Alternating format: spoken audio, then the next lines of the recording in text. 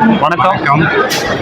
நாங்கள் இன்னைக்கு பட்டிக்காட்டன் சார்பாக இந்த தமிழ்நாடு இயற்கை உழவர் மற்றும் உணவு பாதுகாப்பு மாநாட்டில் பானகம் கொடுக்க தொடங்கியிருக்கோம். பானகத்தை வந்து ஒவ்வொரு ஊரில் ஒவ்வொரு மாதிரி பேர் இருக்குது. பானகம், பானக்கம், பானகரன்னு பல பேர் ஒவ்வொரு மாவட்டத்துக்கு சார்ந்த மாதிரி பேர் இருக்குது. நாங்கள் இந்த பானகத்தை ஏன் கொடுக்கணும் அப்படிங்கிற ஒரு நோக்கம் என்ன அப்படின்னு பார்த்தீங்கன்னா, இது நம்ம பாரம்பரியமாக வீட்டில் குளிர்பானம் அப்படின்னாலே வெய்ய காலத்தில் நம்ம உருவாக்குறோம். இதில் பொருளுங்கிறது ஒன்றும் இல்லை, பெருசாக இல்லை. புளி, எலுமிச்சை, மண்டவெல்லம் இல்லைன்னா கருப்பட்டி பயன்படுத்திக்கலாம்.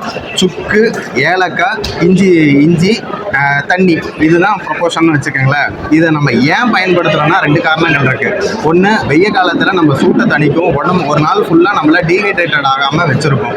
2வது, செரிமான பிரச்சனைங்கிறது கண்டிப்பாக இருக்காது. வாரத்தில் ஒரு முறையோ 2 முறையோ நம்ம ரெகுலராக சாப்பிட்டுட்டு இருக்கும்போது ஏன் இந்த மாநாட்டில் நாங்கள் கொடுக்கணும் அப்படின்னா, பாரம்பரியத்தை மீட்டெடுக்கணுங்கிறதுல எங்கள் எல்லாத்துக்குமே எப்போவுமே ஒரு ஆர்வம் இருந்துக்கிட்டே இருக்குது. அதனுடைய நோக்கம் தான் இது.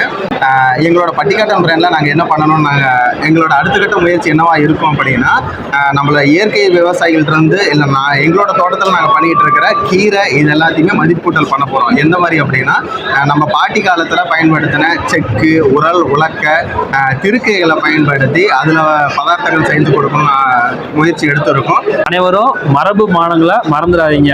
வளர்ந்து வரும் நாட்டில் இந்த மரபை மறந்ததுனால தான் அன்றாட வீட்டில் பயன்படுத்தின மரபு நம்ம குளிர்பானத்தை நாங்கள் இப்போ இந்த ஸ்டாலில் போட்டு எல்லாத்தையும் அறிமுகப்படுத்தியிருக்கோம்.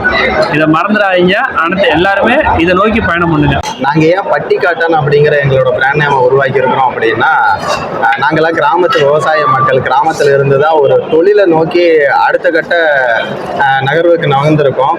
அப்போ ஒரு பட்டிக்காட்டானா இருந்தால் பட்டிக்காட்டன் எந்த அளவுக்கு வளர்ச்சி பெற முடியும், வளர்ச்சிக்கு கொண்டு போகணுங்கிற ஒரு ஆசையில தான் பட்டிக்காட்டனுங்கிற பிராண்டை உருவாக்கி இருக்கோம். எல்லாத்தோட ஆதரவை நாங்கள் எதிர்பார்க்குறோம். நன்றி.